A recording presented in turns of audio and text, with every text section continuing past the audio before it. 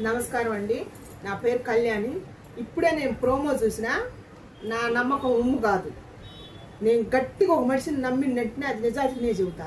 నేను ఇప్పుడు దాకా తనుజ గారి గురించి ఎట్టాటి బిడ్డ ఉండాలని చెప్పిన. ఇప్పుడు కూడా నేను కాదంటలేదు, కానీ తనుజ గారే సేఫ్ గేమ్ ఆడుతుంది. ఇమానిల్ ఆడతలేదని నేను చెప్పిన మాట నిజం. ఇదే నిజం. నేను ఫుడ్ మానిటర్ నేను ఉండను, నాకు అదని చెప్పింది. ఉంటానంటేనే ఉంచినానని చెప్పిండు మన ఇమానిల్ అన్నది కరెక్ట్. ఇప్పుడు చూసారు కదా, ఎవరు సేఫ్ గేమ్ ఆడేది? ఇమానిల్ కాదు, ఆడేది తనుజ గారే. నిజంగానే సీరియల్ ఆర్టిస్ట్ తనుజ గారే. తనుజ గారి బండారం ఇప్పుడు బయటపడుతుంది. అది ఎవరి వల్ల?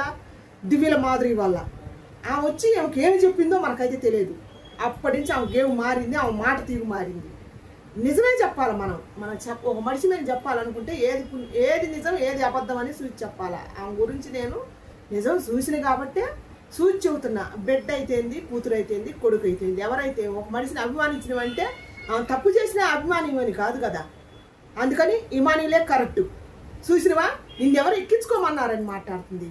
నేను ఎక్కించుకున్నా కాబట్టి నా భుజాలు నిబ్బెట్టి నేను దింపినా అని చెబుతుంది. క్లియర్గా చెబుతుంది.